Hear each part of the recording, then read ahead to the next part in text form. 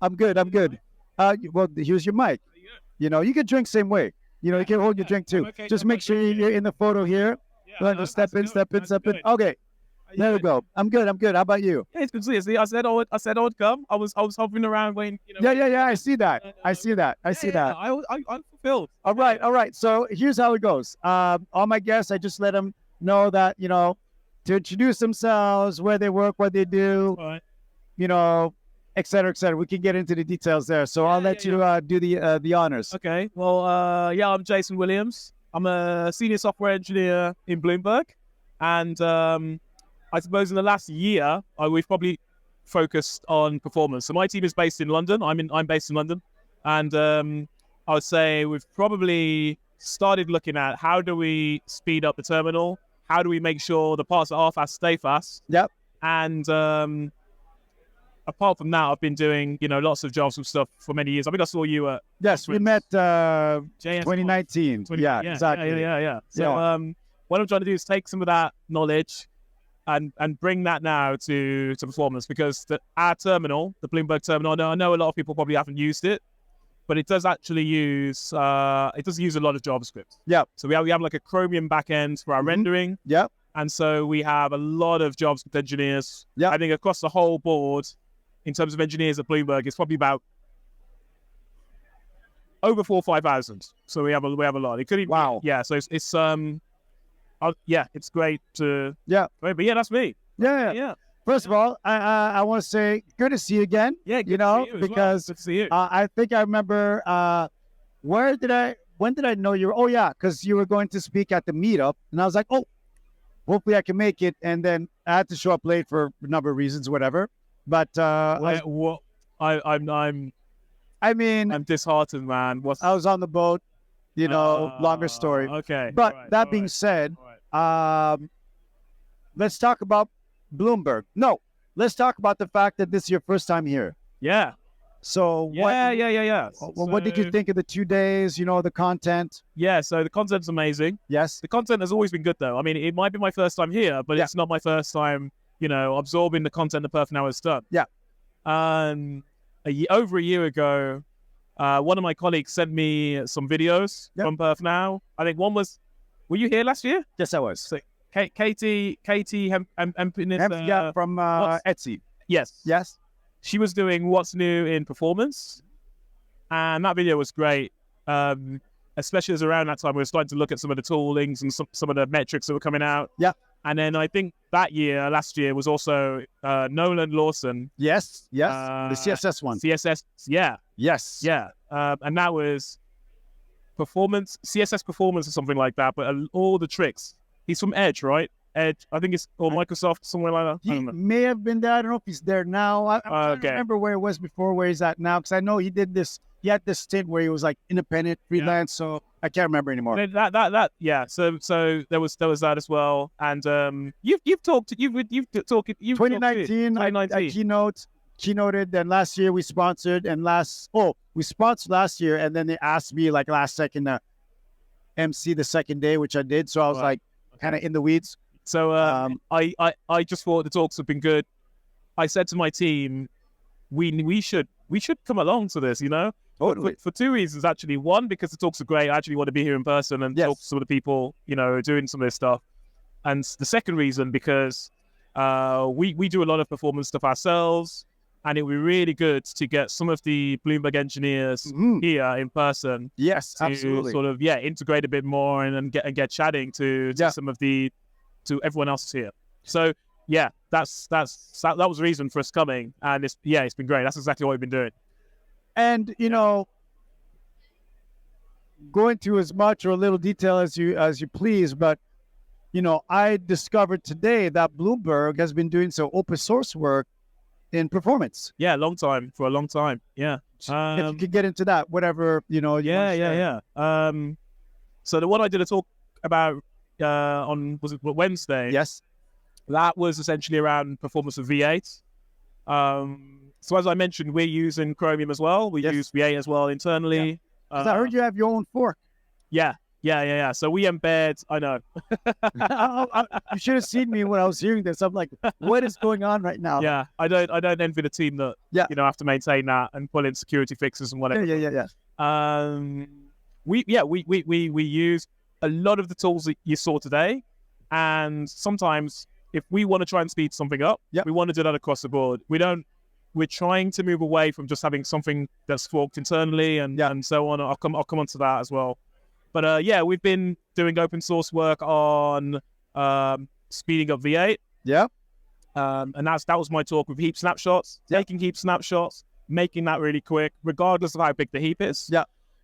We've been doing open source work on Chromium itself, so CSS containment. If you've heard of that one, that's still pretty recent. That was a lot of effort from Bloomberg and Igalia also. Yes. So that will hopefully, and that was actually one that Nolan Lawson talked about last year. Right. And so that really, you can imagine my surprise, by the way, when I saw Nolan Lawson talk about CSS containment, only to find out a few weeks after that it was Bloomberg who was the main contributor of that to help push that through and have engineers working on that. So wow, yeah, that will speed up a lot of CSS selectors, a lot of CSS parsing, and basically building out the CSS tree and layout. Yes. So we've been super involved in a few things like that. Yeah. And we're not just doing that. Like I say, for us, all of these things, they go through standards. Yes. These things are merged upstream. And, just like the heap snapshots one we did, that is a 50% improvement on development JS. Production JS, it is a 90% improvement. So it's 90% faster, and everyone will get that. So that's in Node 21, which came out a couple of weeks ago. And it's in V8 today. So all these fixes that we're doing, a rising tide lifts all ships. Lifts all ships, yeah. Yeah. Wowzers. And standards work as well. So in JavaScript, Bloomberg is we are a TC39 member. I myself, I'm working on Temporal, which is a JavaScript proposal to improve dates and times. Wow. So it'll actually, hopefully, replace date entirely in JavaScript. Yes. And you'll have a much better experience. Yeah, much better API. So if you imagine like Moment.js, yeah, all of the functionality that provides built in. No libraries you need to download. Wow. And Moment was mentioned this week. So imagine all the sites that now don't need to pull that in. Yeah. And that's, So I mean, some people might put out tears of joy. They might cry. Like, I'm like watering up right now. Be like, wow, dude. Yeah. That's amazing. And like I say, so this dates back, we've always tried to contribute to open source for a long time. I just think we may not shout about it very much. Exactly. And that was the reason for why, we want to integrate not just the work we do into open source, but ourselves. And we want to come to conferences like this and chat to people. And got the team here. Yeah. But again, I scanned that list. I'm like, why is Bloomberg sending a team? And I'm like, is there something I don't know or I need to know? That was what I was thinking, because I don't say it's unusual, because teams could travel together. It's all good. Yeah, but absolutely. It is making a statement to send a team to like a smallish conference, right? It's not a huge conference. It's like, well attended, but it's still like very niche. Yeah. Send a couple guys, you're good. Yeah. So that's why I was asking. Well, it's very. This has happened very organically. Yes. People might look at some of the Bloomberg engineers here and go, "Oh, come on, is this some sort of what's going on?" But it really was literally just some of us in the office looking at the Perf Now content that happened last year. Yeah. And we're doing a lot of performance work ourselves. Yes. A lot of the things that have been said in the past few days have been so relevant to us. Yes. That, we really wanted to attend this. And there's so much interest that's just spread out. Everyone has been so excited to come. So it started off with my team, really wanted to come here.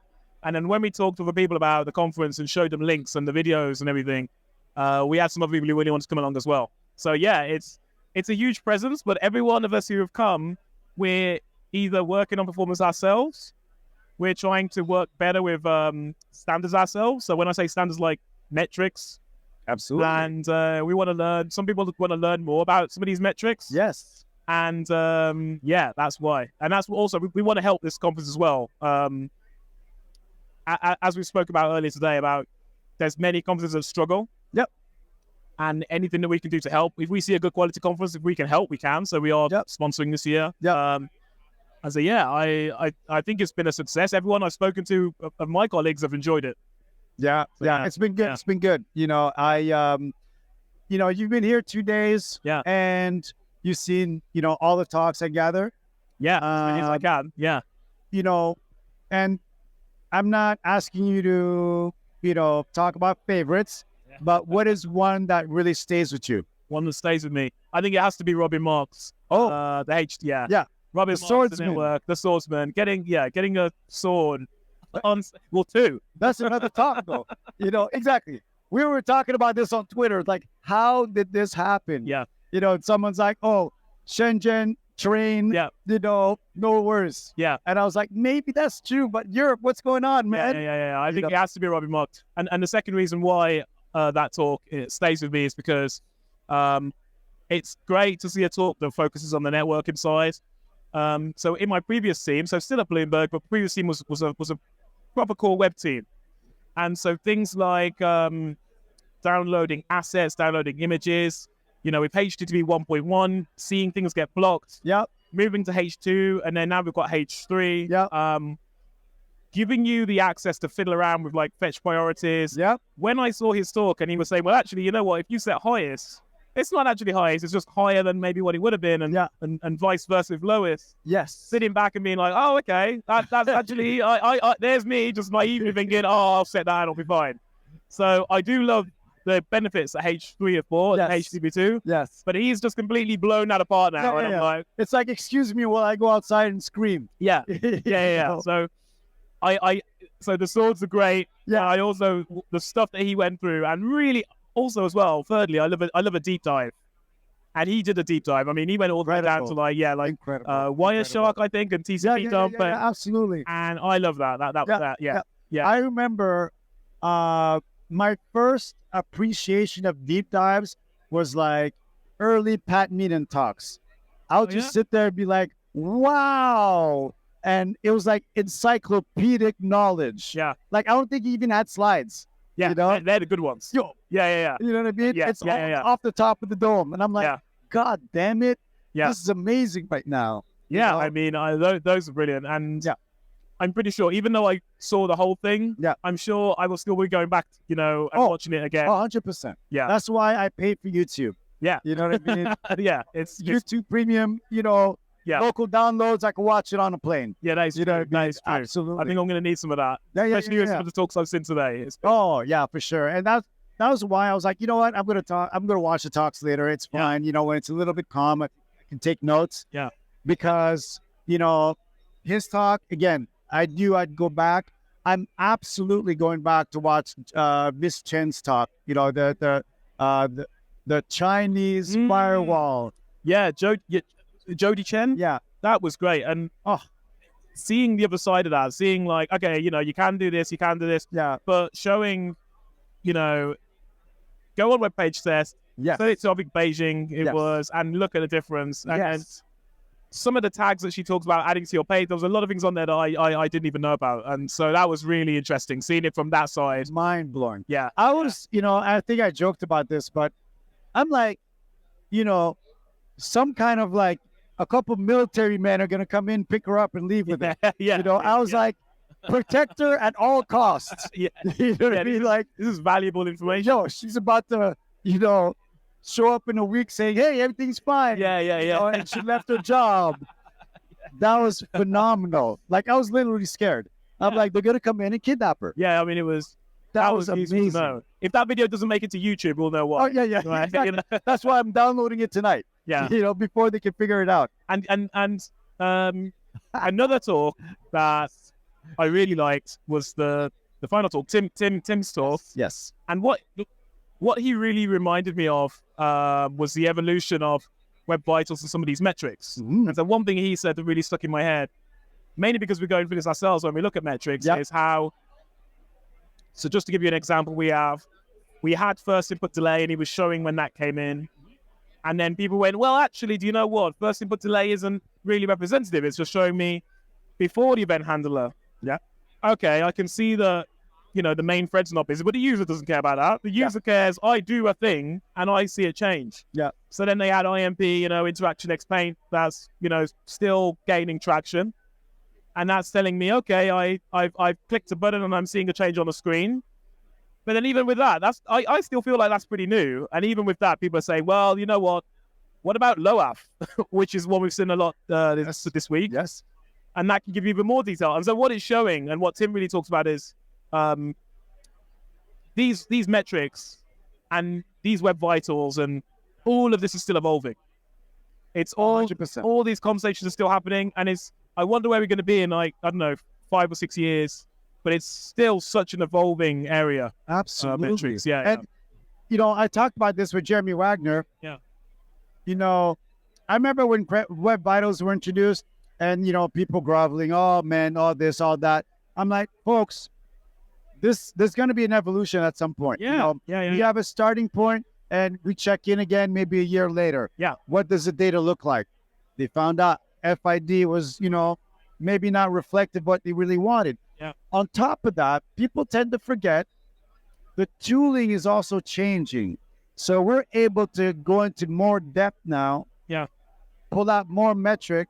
We're looking at metrics within metrics now. You know what I mean? So I think, ye of little faith out there, like we are constantly, refining, the work that's being done. And, I try to go speak to folks and sometimes I'm like, okay, maybe they don't get it in technical terms. Like you try to bring in, everyday events, driving a car, the 1950s car, the 2023 car, like gas efficiency change because we were able to do research. Now we're EV. Yeah. The EV is evolving because we weren't getting the distance that we needed. Now we're getting a bit more. Yeah. I'm a runner. Yeah. So sometimes I try to share that, like, people are like, well, we're not going to get any faster. Well, it's like, well, after we got the equipment right and we felt that, people were as muscular as it ever get. Yeah. Now we're finding out that we can change the cadence of your arm motion and legs. And we're working with these mechanics to make you faster. Like, we're looking at the data. Yeah. And it's very true. Once you manage to really optimize one area, you see a new bottleneck and you say, okay, well, actually that bottleneck, it wasn't an issue before, but now we've completely pushed this. Absolutely. Actually, now we can come back and that kind of happened a bit with HTTP as well. Like they improved, HTTP 2 came out and they improved requests going back and forward simultaneously, and then they could multiplex requests. Yeah. And then we're like, right, great, we've pushed that. And then they found that after that, okay, now the TLS handshake is slow. That wasn't slow before because there were bigger problems. Yeah. And so they went with H3, they improved that. And so it's coming back to what you're saying. You're absolutely right. 10 years ago, some of the stuff that we talk about now, it wouldn't have even been on people's minds. Absolutely not. But we've got such better tooling. Shout out to DevTools as well. I mean, now you can see all the web vitals directly in there. You can see what you're working with. Absolutely. Web page test. It's been mentioned a lot this week. It has been. Look at web page test 5 or 6 years ago. Web page test has caught up as well. Some of the features that offers has changed over the years. And so, I completely agree with what you're saying. Like the tooling is moving with the ecosystem in web performance. Absolutely. So you need that. It's for anyone who's into that kind of data, looking at it, it's like a wonderful time, and the investigative work of performance just got even more interesting because we could really start to deep dive. And, I like to, unfortunately, compare it to a crime scene, and, we used to show up in a room and just be like, oh my God, look at these bodies. And we just wrap it up right there. But now we're walking in, we're seeing all these bodies, but we know that only one person got murdered, you know? Yeah. The other three, I don't know, they got choked to death. Yeah. I don't know. Yeah. But we're looking at the blood on the wall and the bullet casing on the ground. Are they connected? Yeah. We have the tooling to try to make that connection if it exists. So, anyhow, that's an interesting analogy, but I like it. But that's what, unfortunately, that's what crime investigations are. That is true. Like, there are sometimes like these clues that are just so far removed from each other, But then you found out later there was like this connection and why things happen, and you're like, oh, here we go. You know, Shout out to Agalia, who open source consultancy who works with Bloomberg quite a bit. They've added instrumentation to V8 and Node.js to allow you to see exactly what functions are being called in Node, whether it's C++ or whether it's JavaScript. Wow. So that when you investigate a problem now, you can go deeper than you've ever been before. That's so now you can really, coming back to what you're saying, you can now go to what C++ function was Node.js calling between this and this, or where was most time being spent. And now that's actually how Bloomberg and Igalia have managed to debug a few issues and improve performance. And so that has been made available to any user now. So anyone can download a copy of Windows Performance Analyzer, and they can run a Node application, assuming it's got the debug flags, etc. And they can see exactly where all the time has been spent, not just in their own app, but what Node.js is actually doing as well.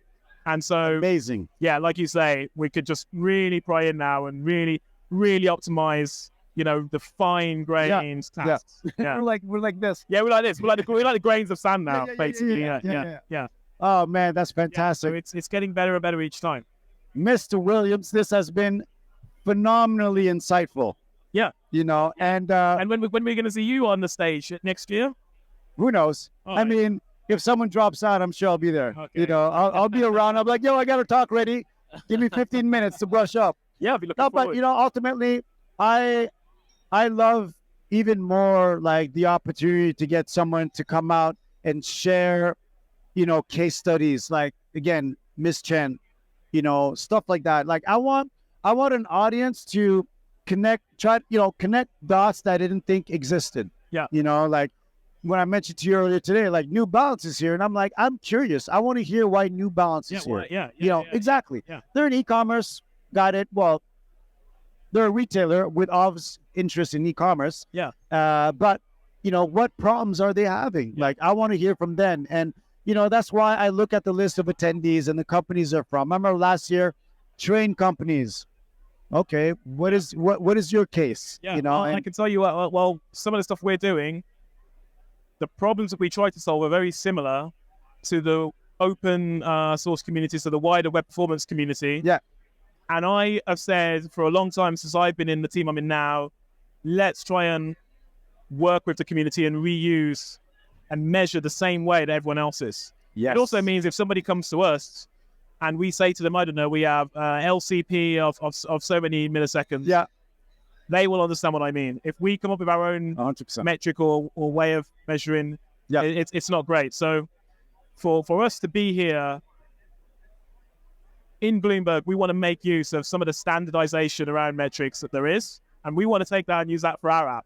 Yes. When someone is on a terminal, whether they're looking at news or they're doing research or maybe even executing a trade, when those functions are loading for that user, we want to be able to confidently say, well, LCP is this, interaction explain is pretty low, and we can communicate that with all engineers across the board, and they have a very good understanding of what's going on and what we're talking about. So it's really, really important for us that we can collaborate and we can be just as involved because we're solving the same problem. Yeah. And we don't want to reinvent the wheel when it comes to measuring and metrics and so forth. Yeah. So that's one of the big reasons why we're here today. Awesome. Yeah. Okay, my final two questions. Yeah. What is a technology right now that you're excited about? And when I say technology, it could be a framework, it could be an API, it could be something recent that you feel is going to, move the needle. So I think, I think Rust and WASM are really exciting. Okay. Hold that thought. There was supposed to be a WASM conference this summer. And it didn't go down, unfortunately. But I'm going to tell someone that you said that WASM is a big deal. And he's going to be like, okay, double down next year. But go ahead. I think that's exciting because I think there's so many more opportunities now that can really break through. Mm-hmm. I think now I don't see WASM as a replacement completely for JavaScript or anything like that. Yeah. But I do think there's definitely areas where having Rust, compiling it down to WebAssembly, being able to make use of multi-threading, taking that and then running it in a browser, there's definitely applications that could benefit from that.